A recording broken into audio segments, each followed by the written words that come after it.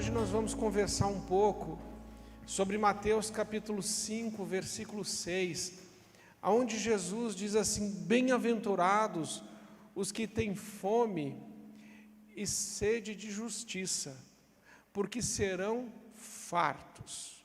Eu não vou trabalhar com essa apresentação hoje, então você pode tirar, e aí alguns textos que você conseguir me acompanhar, tá bom? Se você conseguir, você vai acompanhando. Mas Mateus 5, versículo 6 diz: bem-aventurados os que têm fome e sede de justiça, porque serão fartos. E essa justiça que Jesus está falando ali no Monte das Bem-aventuranças, é uma justiça imputada por Deus. Porque existe a justiça imputada por Deus e uma justiça de responsabilidade social, onde nós ajudamos o outro. Mas a justiça que Jesus está falando, que a gente tem que ter fome e sede, fome da justiça, é a justiça imputada por Deus, ou seja, é aquilo que está lá em João 3,16, que diz que Deus amou o mundo de tal maneira que entregou o seu único filho, o seu Filho unigênito, para que todo aquele que nele crê não pereça, não morra, mas tenha vida eterna. Nós sabemos que naquela cruz, e essa cruz onde Cristo morreu, e esse é o maior símbolo do cristianismo, e nós entendemos que a cruz é o maior símbolo do cristianismo, porque Deus quis que fosse assim. Porque a cruz sempre foi um símbolo de vergonha. A cruz sempre foi um símbolo de humilhação.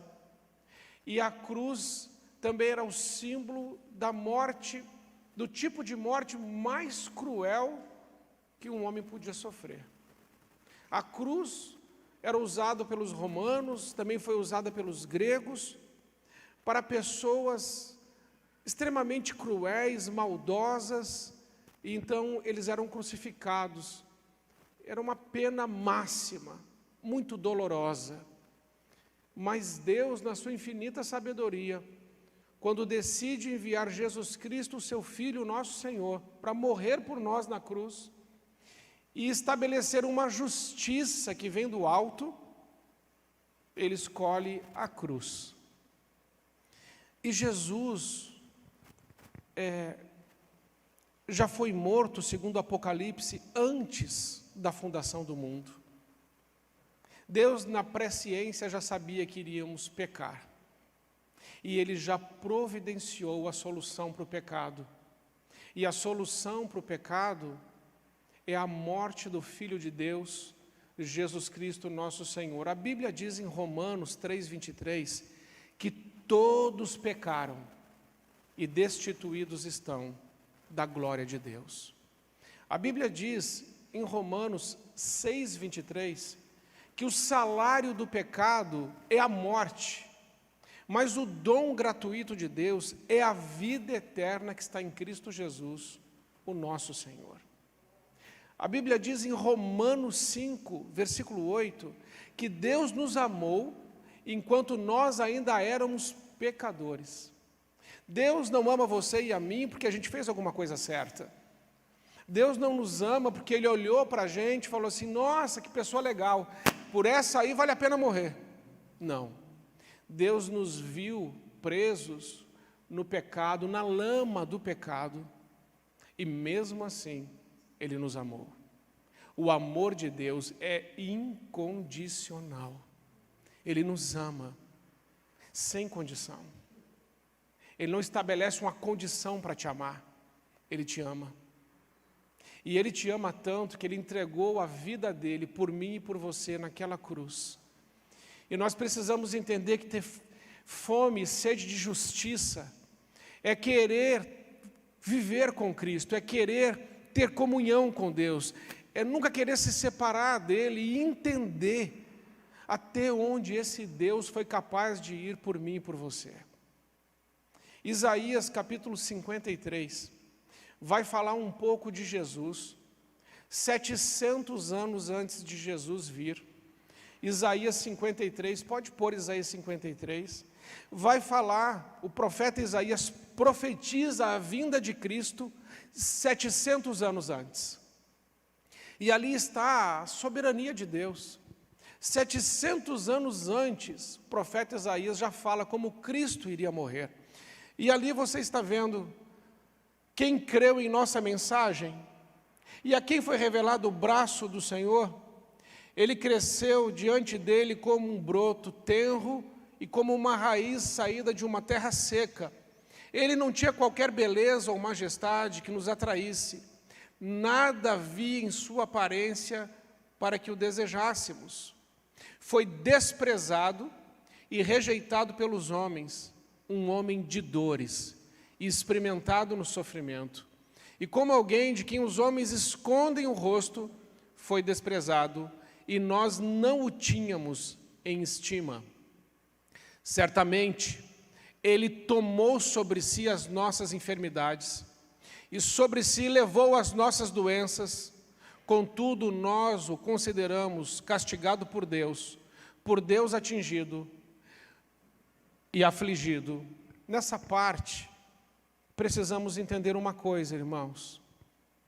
Quando Cristo Jesus morreu por nós naquela cruz, Ele levou sobre Ele nossas enfermidades. Ele levou sobre Ele as nossas doenças.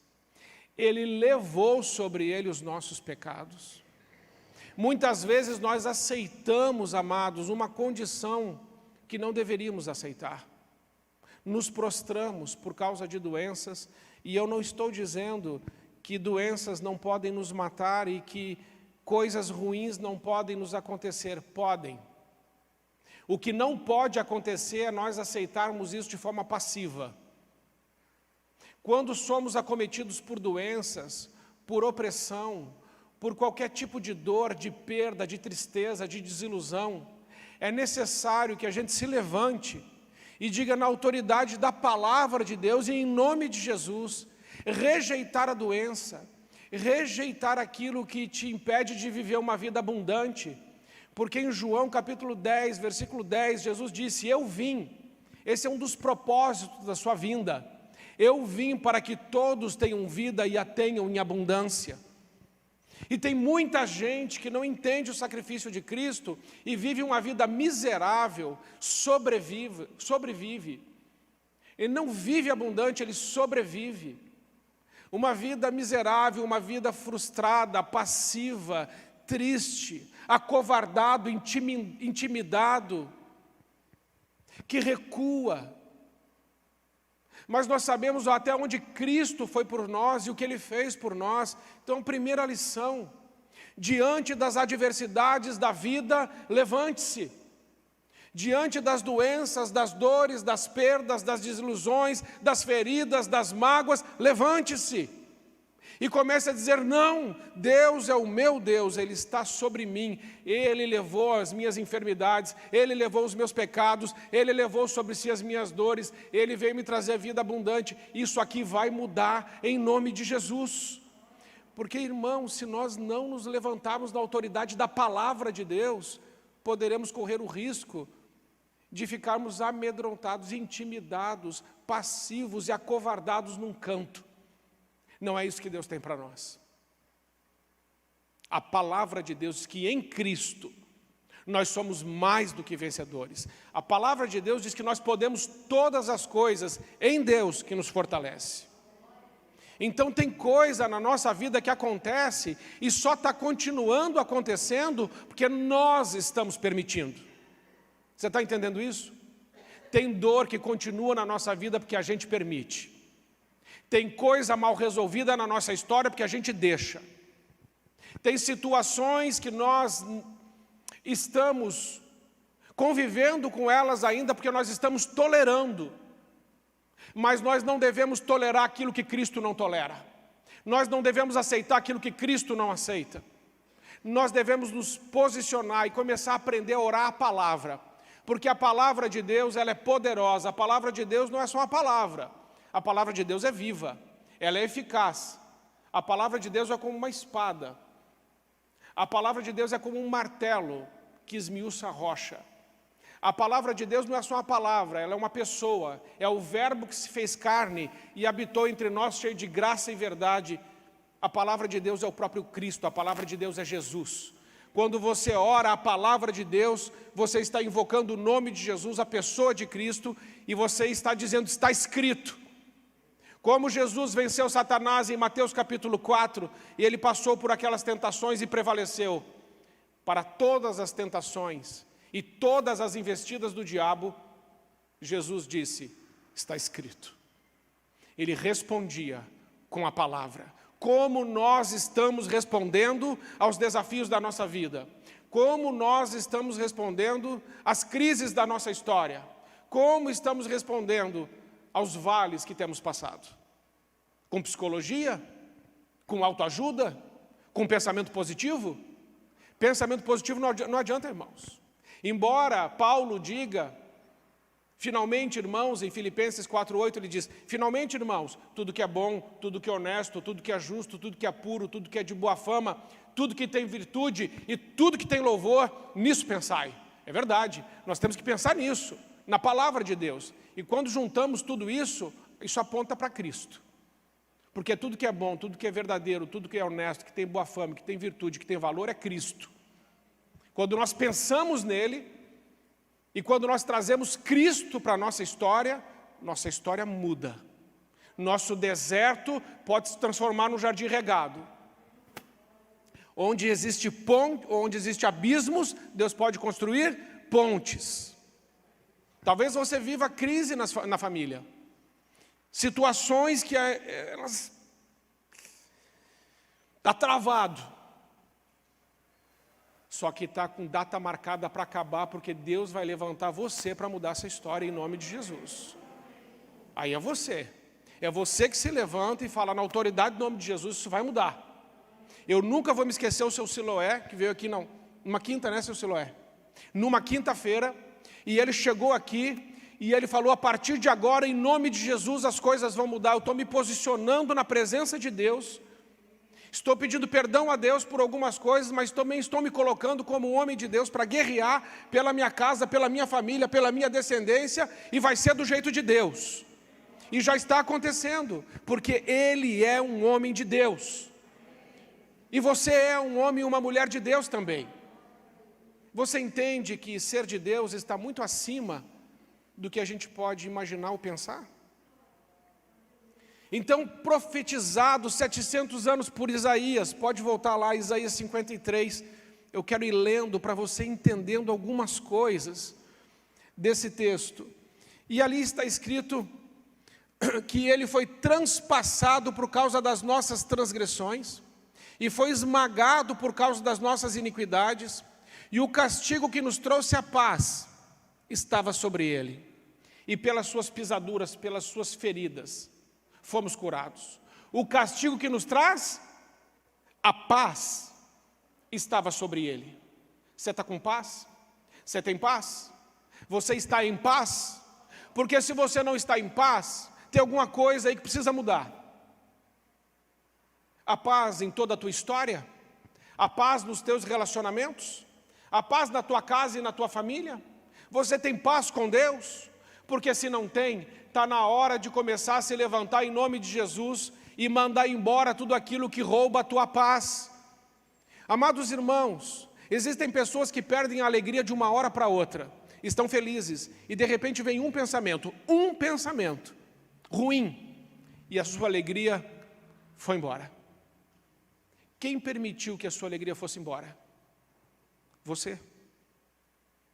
Uma pessoa vem e traz uma notícia, ou acontece alguma coisa, você estava bem, acho que já te aconteceu isso, você estava bem, e por causa de um fato, teu dia mudou.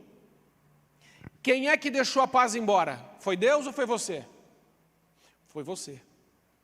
Quando alguém tentar tirar a tua paz e a tua alegria, você tem que se posicionar e dizer, em nome de Jesus, essa situação não vai roubar a minha paz. A minha alegria está no Senhor, a minha paz é de Deus, e a paz de Deus excede todo entendimento. Então, ainda que as circunstâncias digam não, Deus diz sim, e a paz dele vem sobre a minha vida. Irmãos, precisamos aprender a viver isso. Porque nesse mundo, diz Jesus, tereis aflições, mas tende bom ânimo, eu venci o mundo. O mundo já foi vencido, o diabo já foi vencido, o pecado, a força do pecado já foi derrotada na cruz. Nós precisamos começar a entender isso e estabelecer o reino de Deus na nossa casa. Amém? O reino de Deus na nossa casa. Onde está o reino de Deus? O reino de Deus está aonde Cristo domina. Aonde Cristo domina, ali está estabelecido o reino de Deus. Cristo está dominando na sua casa? Cristo governa a sua casa? Porque se Cristo governa a sua casa, ali é o reino de Deus. Aonde Deus manda, domina e governa, ali é o reino dele. Então, tudo aquilo que impede, você tem que mandar embora. E é você que manda embora. Você tem autoridade. Naquela cruz, Jesus nos deu autoridade. Isso está em Lucas 10:19.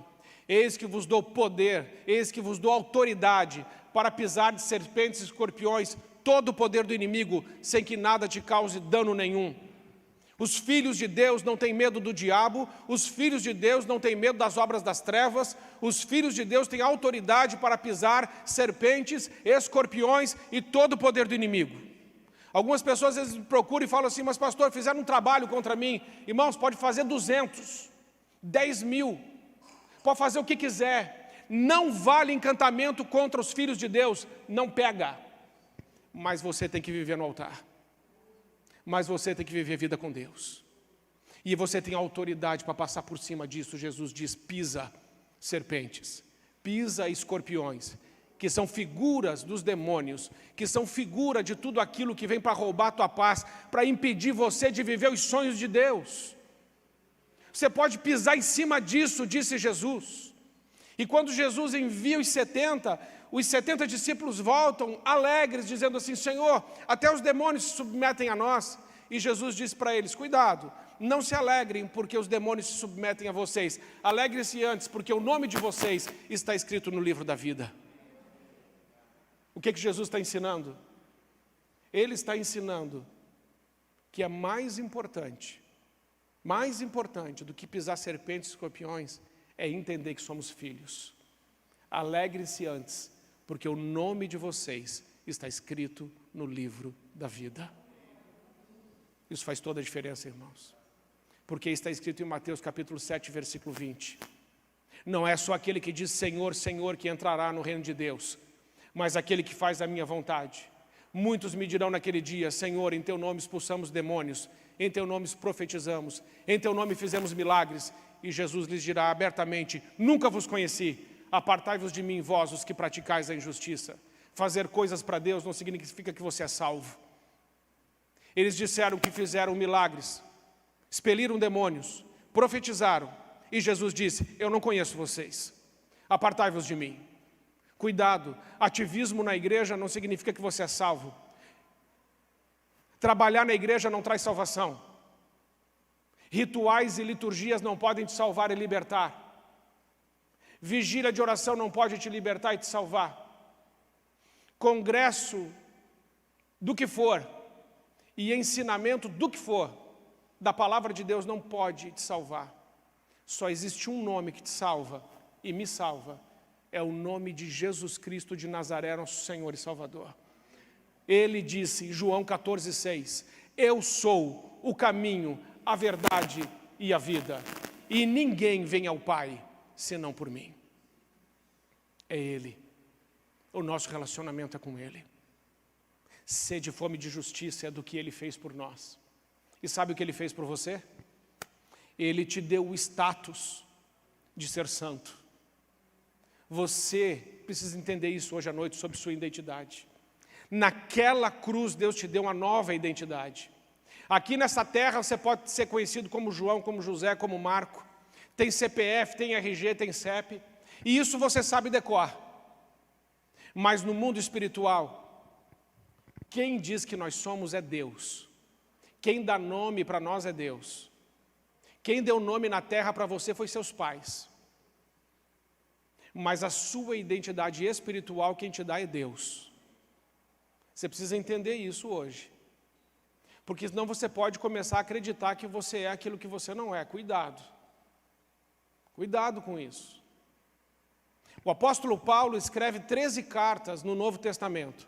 E em quase todas as 13 ele começa escrevendo assim, aos santos que estão em Roma, aos santos que estão na Galácia, aos santos que estão em Filipos, aos santos que estão em Tessalônica, aos santos. Aos santos? Sim, aos santos. Por acaso todo mundo que estava na igreja de Corinto tinha um comportamento exemplar? É claro que não. Tinha muitos problemas na igreja de Corinto. Problema com sexualidade, problema com gente comendo e bebendo a ceia antes dos irmãos chegarem, problema de uns se acharem mais espirituais que o outro, eu sou de Apolo, eu sou de Paulo, eu sou de Cristo, tinha grupinho, tinha panelinha. Complicada a igreja de Corinto, segundo os teólogos, a igreja mais complicada do Novo Testamento, a igreja de Corinto. Como Paulo começa a carta? Aos santos que estão em Corinto. Aí você fala assim, santos? Com todos esses problemas? Sim, irmãos, porque quando Jesus morreu por nós naquela cruz, Ele nos fez santos. A palavra santo vem do grego que é kadosh ou kadash, que significa separado, consagrado. Ser santo é ser separado, consagrado. E nós não somos separados pelas nossas obras, entenda isso. Nós somos separados pela obra de Cristo, pela cruz de Cristo. Você foi separado da morte para a vida, das trevas para a luz, do desespero para a esperança, da dúvida para a fé, da orfandade para ser chamado filho de Deus. Nós fomos separados, irmãos. A palavra santo significa separado. Santidade, nesse sentido, não tem a ver com o que você faz, tem a ver com o que o Cristo fez. É a cruz de Cristo e o sacrifício vicário e substitutivo de Cristo em nosso favor que nos separou da morte para a vida. Não é mérito nosso, é mérito de Cristo. Santidade não é mérito, ser santo não é mérito, ser santo é graça. Ninguém se torna santo senão pela cruz de Cristo. Você entende isso? Então sim, você que aceitou Jesus como seu único e suficiente Salvador, você é santo. Amém? Pastor, mas eu não tenho cara de santo. Mas é.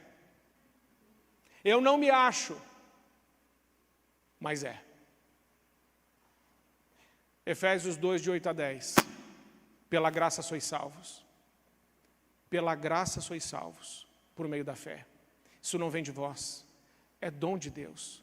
Não por obras para que ninguém se glorie, porque vocês são feitura de Deus, realizados em Cristo Jesus, para que andem em toda a boa obra que Deus de antemão separou para que vocês andassem nelas. Quem separou as boas obras para você andar nelas foi Deus. Quem separou você da morte pela vida foi Deus, pela graça por meio da fé. Quem fez você um santo foi Deus. Então, ser santo é um ato. Quando você aceita Jesus como seu único e suficiente Salvador, você passa da morte para a vida, das trevas para a luz, do ódio para o amor, da dúvida para a fé, da orfandade para ser chamado filho de Deus, e você é feito santo, porque você foi separado pelo sacrifício vicário substitutivo de Cristo na cruz. Ser santo é um ato, santidade é um processo. O processo de santificação é meu e seu. É quando nós vamos retirando da nossa vida tudo que não se parece com Cristo.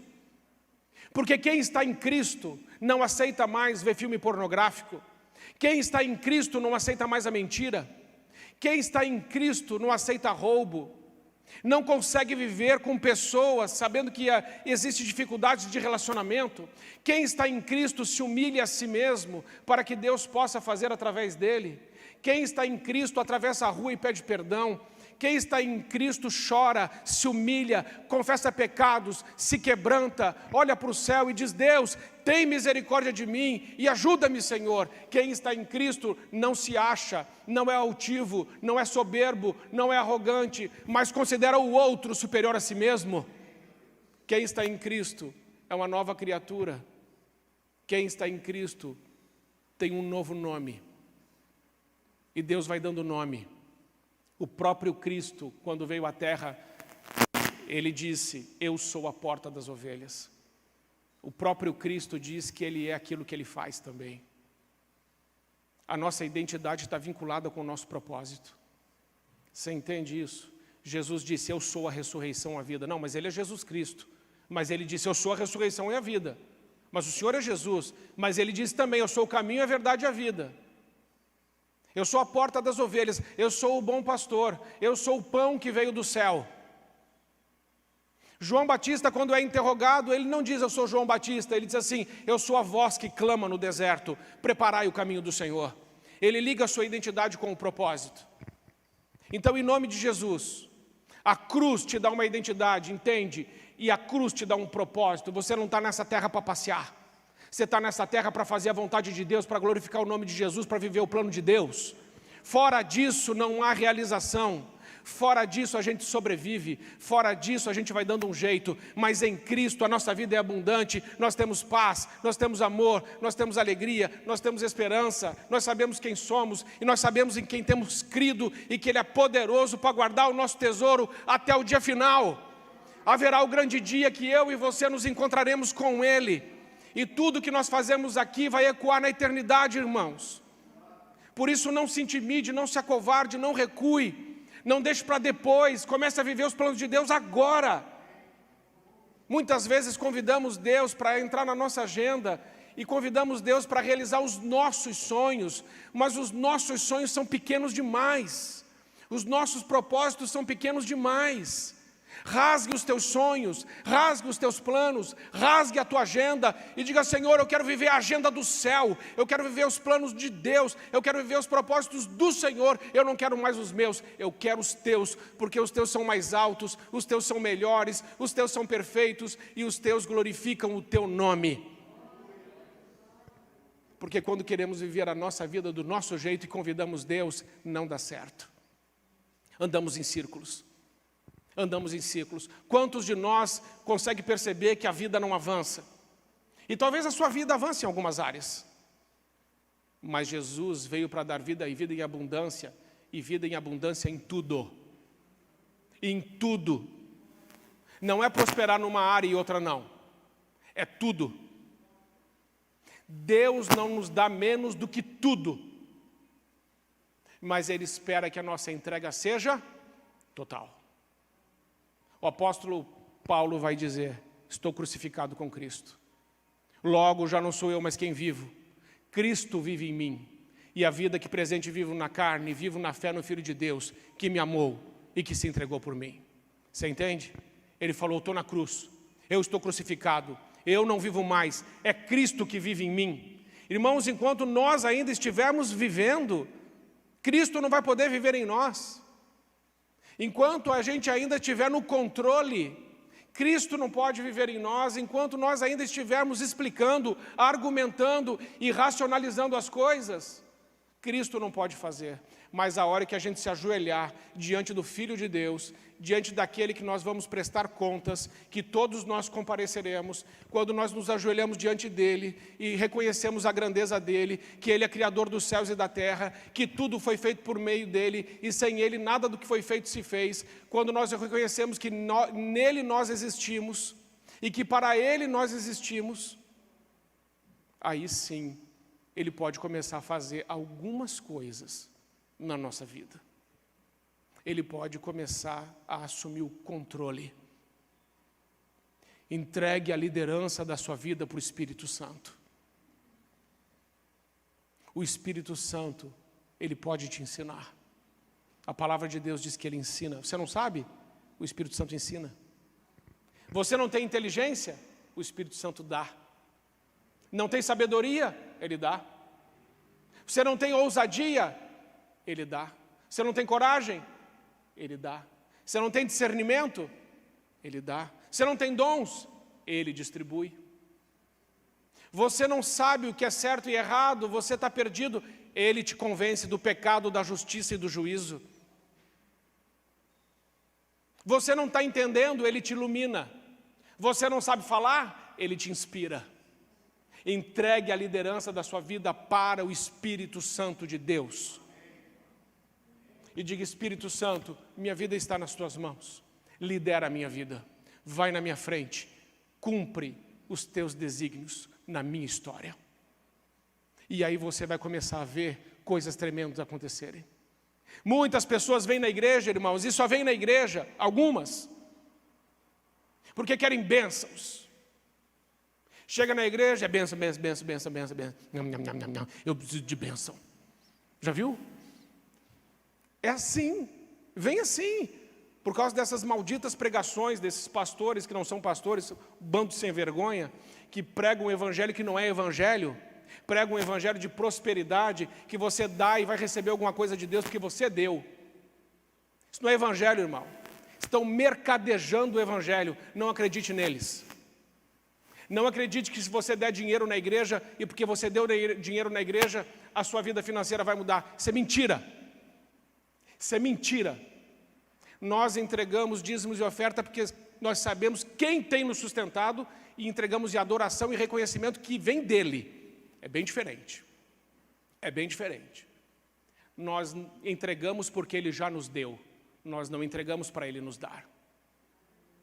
Ele já fez. Não é para ele fazer. Entendeu a diferença? Cuidado com essas pregações sobre finanças e sobre milagres. Tem igreja que só fala de dinheiro e tem igreja que só fala de milagre. Por quê? É a isca. Está todo mundo precisando das duas coisas. Esquece isso. Vem para Cristo. Vem para Jesus. Porque Ele te ama. Ele morreu por você. Ele veio para te dar vida em abundante. Vida de verdade e não sobrevida. E Ele pode te dar a graça de você ver as mudanças acontecerem com você ainda em vida. Ele pode dar. Irmãos, Deuteronômio 28 está lá, é só ler. Se vocês obedecerem às palavras do livro desta lei, todas as bênçãos descritas neste livro te perseguirão e te alcançarão. O que isso significa? Isso significa que a bênção persegue e alcança o obediente. Portanto, um crente obediente não precisa pedir bênção nenhuma. A bênção vem atrás dele, persegue e alcança. É bíblico. Quer ser abençoado? Seja obediente. Quer que a sua vida mude? Obedeça a Deus. Quer ver Deus agir? Alinhe sua vida com a palavra de Deus. Quer ver milagres, cura, restauração, transformação da parte de Deus tremenda? Vá para a cruz e diga: estou crucificado com Cristo. Não sirvo mais aos meus desejos, não sirvo mais às minhas paixões, não sirvo mais o meu estômago, não sirvo mais o meu ventre, eu sirvo a Deus e somente a Deus. Aí Deus vem, porque Ele se agrada. Você está entendendo isso, irmão? Ele diz mais: por causa da cruz, aqueles que têm fome e sede de justiça recebem uma nova identidade. Eles são santos, mas eles também são luz. Deus, a Bíblia diz em 1 João, Deus é luz e nele não tem treva nenhuma. Quando Deus chega, o ambiente é iluminado. Quando você conheceu a Cristo, quando você entregou a sua vida a Cristo, e alguns dizem isso para mim: vim para a igreja e piorou. Não, não é que piorou. Não é que piorou. Não tem nada a ver. Vim para a igreja e piorou. Não, a sua casa estava com a luz apagada.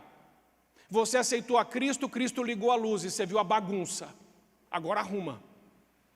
Agora arruma. Não piorou, é que você não enxergava. Agora você está enxergando. Ah, eu não vou mais para a igreja. Vai querer apagar a luz de novo? Vai viver no meio do lixo? Vai viver no meio da bagunça? Vai viver nessa disfunção? Quando Deus vem, Ele ilumina, e a luz de Deus mostra os nossos pecados, revela a sujeira, revela tudo que está errado, e aí a gente precisa arregaçar as mangas, e no poder do Espírito Santo começar a fazer os consertos. Assim como uma mulher que arruma uma casa, assim nós precisamos arrumar o nosso mundo interior. Mas é só quando Deus liga a luz que a gente enxerga. Até então, estamos muito satisfeitos no meio do lixo, no meio da sujeira. Então, quando você vem para Cristo, não é que piora, é que você começa a enxergar a sujeira aonde eu e você estávamos antes dele, o chiqueiro que vivíamos, a imundice que vivíamos. Aí Deus vem, Ele joga luz. E aí nós precisamos tomar uma atitude e começar um processo de santificação, que é limpar e tirar tudo aquilo que não se parece com Cristo da nossa vida, da nossa casa e da nossa família. Mas nós também somos luz. Jesus disse, Mateus capítulo 5, versículos 13 e 14, vós sois a luz do mundo e o sal da terra. Onde você chegar, as trevas precisam recuar, porque você é luz. Onde você chega que tem alguma coisa errada, vai acabar. Onde você chegar que está tendo uma conversa inconveniente, vai parar.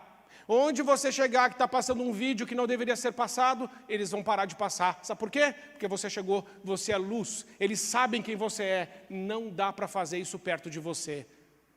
É inaceitável. Você é sal. Onde você chega, as pessoas começam a sentir sede de Deus.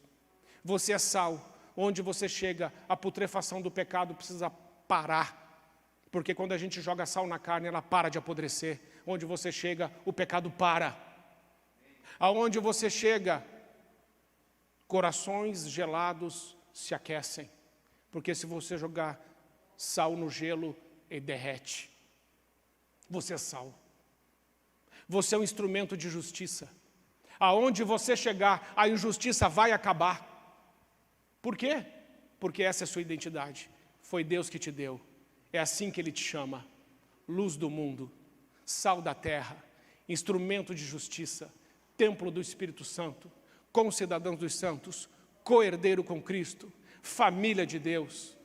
É assim que Ele te chama, filho amado, filha amada, nação santa, sacerdócio real, povo de propriedade exclusiva dEle. É assim que Ele te chama. Ele te ama. E Ele espera que você e eu vivamos uma vida digna de tamanho sacrifício. O sacrifício do Filho de Deus, que foi morto antes da fundação do mundo, para que eu e você não ficássemos afastados. Eu quero terminar de ler Isaías 53, se puder coloca para mim na tela, eu já estou indo para o final, para você entender a importância disso, irmãos, de tudo que Jesus fez. E tem uma parte de Isaías 53, que vai falar que Jesus viu, Ele viu eu e você, e Ele ficou feliz. Ele falou assim, mais ou menos o que a gente cantou, valeu a pena. Você vai ver no texto. Todos nós como ovelhas nos desviamos, cada um de nós voltou para o seu próprio caminho, e o Senhor fez cair sobre ele a iniquidade de todos nós. Pode passar. Ele foi oprimido, afligido, contudo não abriu a sua boca. E como um cordeiro levado para o matadouro, como uma ovelha diante dos seus tosqueadores, fica calada, ele não abriu a sua boca. Com julgamento opressivo ele foi levado. E quem pode falar dos seus descendentes? Pois ele foi eliminado da terra dos viventes por causa da transgressão do meu povo, ele foi golpeado. Foi-lhe dado um túmulo com os ímpios e com os ricos na sua morte, embora não tivesse cometido nenhuma violência e nem houvesse nenhuma mentira na sua boca. Contudo, foi da vontade do Senhor esmagá-lo e fazê-lo sofrer. E embora o Senhor tenha feito da vida dele uma oferta pela culpa, ele verá sua prole, nós, e prolongará os seus dias, e a vontade do Senhor prosperará em sua mão. Depois do sofrimento de sua alma, ele verá a luz e ficará satisfeito. Pelo seu conhecimento, meu servo justo justificará muitos, e levará a iniquidade deles. Por isso, eu lhe darei uma porção entre os grandes, e ele dividirá os despojos com os fortes, porquanto ele derramou a sua vida até a morte, e foi contado entre os transgressores, pois ele levou o pecado de muitos, e pelos transgressores intercedeu. Até aí. Obrigado. Ele intercedeu por nós na cruz. O maior ato de intercessão que o mundo já viu é Cristo pendurado naquela cruz. É o maior ato de intercessão. Os anjos de Deus ainda nos levariam aos céus. Porque não é por mérito nosso, é por mérito dele. Não é pelas nossas obras, é pela graça e pela obra dele. Amém? Então viva a sua vida como luz do mundo, como santo, como sal da terra, como instrumento de justiça. Viva a sua vida como o sacerdócio real, a nação santa, o povo de propriedade exclusiva de Deus. Viva a sua vida como co-herdeiro de Cristo, concidadão dos santos. Viva a sua vida sabendo que você é templo do Espírito Santo, casa do Pai, você é a morada do Altíssimo. Viva a sua vida não para você mais, viva para Ele, para a glória dEle, para o louvor do seu nome. Se você viver assim, você viverá uma vida que valeu a pena ser vivida. Porque toda vida que é vivida para Cristo é uma vida que vale a pena ser vivida. E por último, aqueles que estão na cruz não têm vergonha e nem medo de fazer as pazes, de buscar reconciliação. Você sabia que o ministério de Jesus é o ministério da reconciliação? Ele morreu para nos reconciliar com o Pai. Sabe qual é seu ministério? Também da reconciliação. Existe alguém que você precisa fazer uma ponte? Existem pessoas que estão magoadas com você? Existem situações que estão estremecidas? O seu ministério também é o ministério da reconciliação. E se tem uma coisa difícil nessa vida, é pedir perdão e perdoar pessoas. É difícil. Mas quem está na cruz consegue fazer. Vá para a cruz e Deus poderá fazer muito mais do que já tem feito em você e através de você.